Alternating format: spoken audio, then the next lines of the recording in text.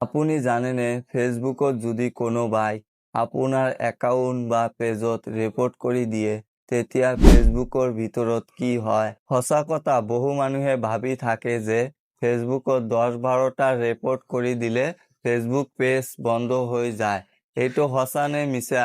আজি মই আপোনালোকক জনাম আৰু ফেচবুক ৰিপৰ্ট চিষ্টেম কেনেকৈ কাম কৰে মই সহজ ভাষাত আপোনালোকক কম।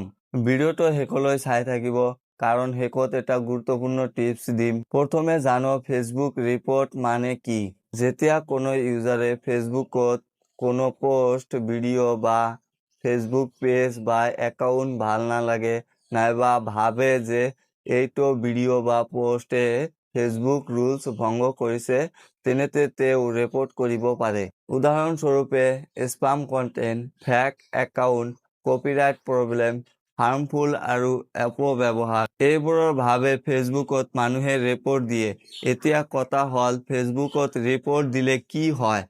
একচুৱেলি বহুতে মানুহে ভাবে যে ফেচবুকত 10-12টা ৰিপৰ্ট দিলে ফেচবুক পেজ নাইবা প্ৰফাইল বন্ধ হৈ যায়। কিন্তু ফেচবুকে আপোনাৰ ৰিপৰ্ট কাউণ্ট নকৰে, কণ্টেণ্ট চেক কৰে। মানে এতিয়া ফেচবুকত AI চিষ্টেম বা ৰিভিউ টিম আছে। তেওঁলোকে চায় আপুনি যিটো কণ্টেণ্ট ফেচবুকত আপলোড দিছে সেইটো কণ্টেণ্ট কোনো ধৰণৰ ৰুলছ ব্ৰেক কৰিছে নে নাই।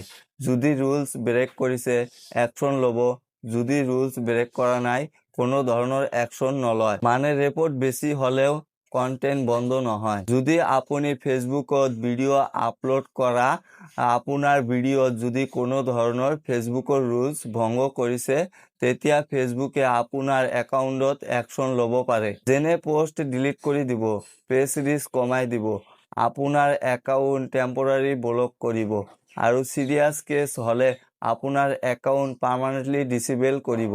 সেয়েহে সদায় ফেচবুক কমিউনিটি গাইডলাইন ফ'ল' কৰা খুব দৰকাৰী। বহু মানুহে প্ৰশ্ন কৰে ফেচবুকত যদি মিছাকৈ ৰিপৰ্ট কৰি দিয়ে তেন্তে কোনো ভয় খোৱাৰ প্ৰয়োজন নাই। সেয়েহে বন্ধু-বান্ধৱীসকল, ফেচবুক ৰিপৰ্ট চিষ্টেমৰ বিষয়ে মিছা কথাত বিশ্বাস নকৰি নিজৰ অৰিজিনেল কণ্টেণ্ট বনাওক আৰু ফেচবুক কমিউনিটি গাইডলাইন মানি চলক।